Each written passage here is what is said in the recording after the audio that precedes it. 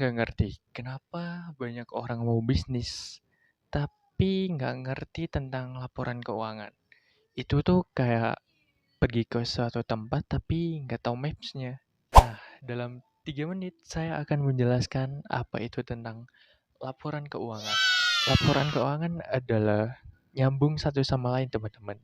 Jika satu salah di awal, maka akhirnya juga salah. Nah, laporan keuangan itu ada 5, teman-teman. Yang pertama, kita menghitung laba rugi. Nah, langsung coret-coret aja ya.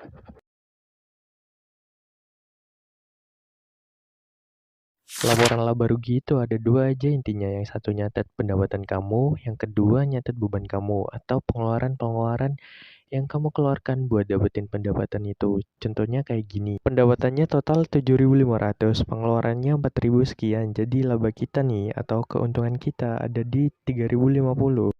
Nah, laba ini nyambung ke laporan keuangan yang kedua, teman-teman, yaitu laporan perubahan modal. Kita bisa lihat dari sini dia nyambung ke sini, teman-teman. Jadi bayangin kalau yang pertama salah, pasti laporan keuangan yang kedua salah juga. Kalau laporan perubahan modal, intinya adalah nyatet semua yang berhubungan dengan modal. Apakah modalnya menambah maupun modalnya keluar. Di sini kita bisa lihat nih ada investasi masuk 25.000, lalu ditambah modal jadinya 28.000, lalu terjadi penarikan modal nih 2.000. Akhirnya modal akhirnya berapa? 26.000 sekian. Lalu kita masuk ke laporan keuangan yang ketiga, yaitu neraca atau laporan posisi keuangan. Kalau neraca ini sederhananya adalah kita menghitung harta kita atau aset kita itu tuh berapa berbanding dengan kewajiban kita atau hutang-hutang kita ditambah modal kita.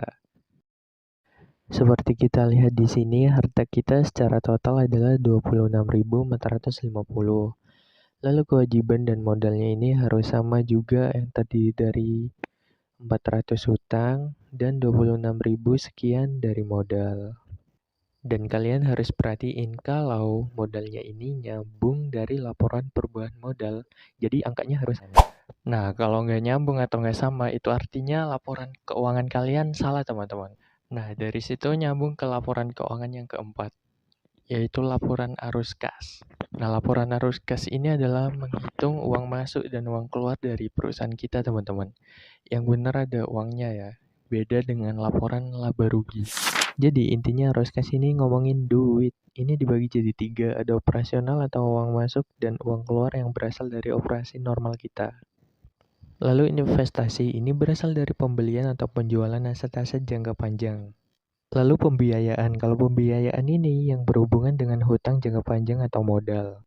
Arus kas dari operasi itu plus 2.900, tapi arus kas investasi itu negatif 20.000. Karena adanya pembelian gerobak. Kalau kita beli, duit kita berkurang ya. Lalu untuk pembiayaan, kita bisa lihat nih penerimaannya 25.000, lalu penarikannya 2.000. Artinya secara total terjadi pemasukan 23.000. Kalau kita total-total nih, semuanya saldonya adalah 5.900. Dan ini lagi-lagi teman-teman harus nyambung dengan akun kas yang ada di neraca tadi.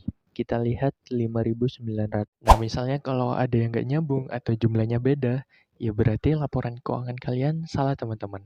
Lalu ada laporan keuangan yang kelima, yaitu catatan atas laporan keuangan. Intinya kita tuh ngomongin hal-hal detail dari laporan keuangan tadi. Contoh nih, misalnya kita tuh ada penjualan tuh tadi. Di list tuh siapa penjualan yang terbesar, siapa penjualan yang rutin, dan siapa customer utama kita.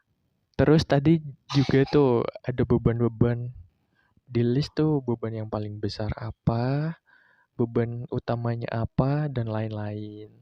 Intinya laporan keuangan yang kelima ini ngomongin detail dari laporan keuangan yang keempat tadi. Jadi laporan keuangan tuh kayak tubuh manusia, teman-teman. Saling nyambung satu sama lain. Laporan laba rugi itu kayak jantung yang ngemompa dan ngebuat perusahaan tetap bisnis. Neraca itu kayak kerangka dari perusahaan tersebut, bisa dilihat sehat atau enggaknya. Kalau arus kas itu kayak darah yang mengalir. Kalau nggak ada darah yang mengalir atau arus kas, ya perusahaan bakal mati, teman-teman. Nah, seru kan belajar akuntansi?